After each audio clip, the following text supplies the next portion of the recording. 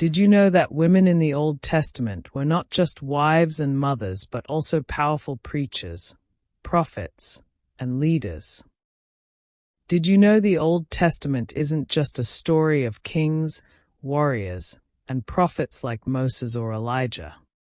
Tucked within its pages are remarkable women who spoke God's truth, led with courage, and shaped history in ways we often overlook. Today, we're diving into the lives of women preachers in the Old Testament, voices of faith that deserve to be heard. If you love uncovering hidden gems of history and faith, hit that subscribe button, and let's get started. When we think of preachers, we often picture someone standing before a crowd, boldly proclaiming a message. In the Old Testament, that role was usually tied to prophets, people chosen by God to deliver His word. But here's the thing, prophecy wasn't just for men. Women, too, were called to speak, lead, and even judge in a time when society didn't always make space for their voices. So, who were these women? Let's meet three standout figures: Miriam, Deborah, and Huldah, each a preacher in her own right. First up is Miriam, the sister of Moses and Aaron. You might know her from the Exodus story, but she's more than just a supporting character.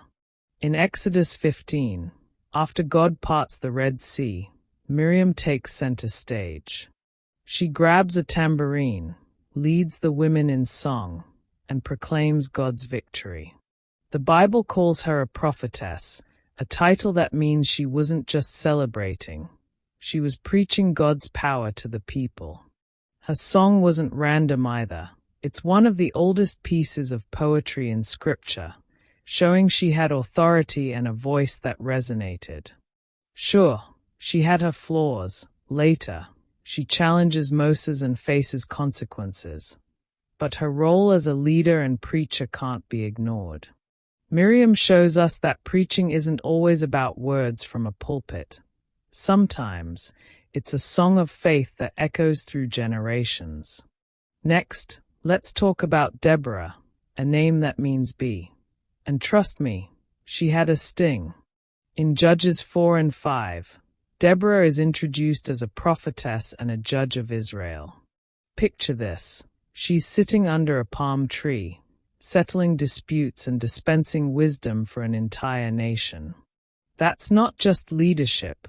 That's preaching with authority.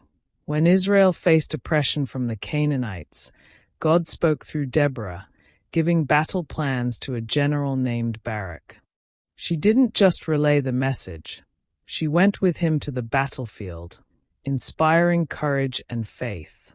Afterward, she co-wrote a victory song, another prophetic act that praised God and taught the people. Deborah wasn't waiting for permission. She stepped up, proving women could lead and preach in the toughest of times. Finally, meet Huldah, a prophetess from 2 Kings 22. She's lesser known but no less powerful. During King Josiah's reign, a lost scroll of the law is found in the temple. Who does the king turn to for clarity? Not a man, but Huldah. She confirms the scroll's authenticity and delivers a sobering message from God.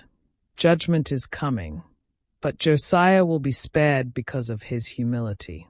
Huldah's words spark a nationwide revival. Think about that. She's not just interpreting scripture. She's preaching a wake-up call that changes a kingdom. Her confidence and insight show that women in the Old Testament weren't on the sidelines. They were trusted with God's voice in critical moments. Miriam, Deborah, Huldah, these women weren't just footnotes. They preached through song, leadership, and prophecy, shaping faith in a world that didn't always expect it. Their stories remind us that God's call doesn't discriminate. It's about purpose, not gender. What do you think? Did you know about these women preachers before? Drop a comment below and let me know. If you enjoyed this dive into the women preachers of Old Testament, give this video a thumbs up and subscribe for more stories of faith and exploits of Bible women. Thanks for watching, and I'll see you in the next one.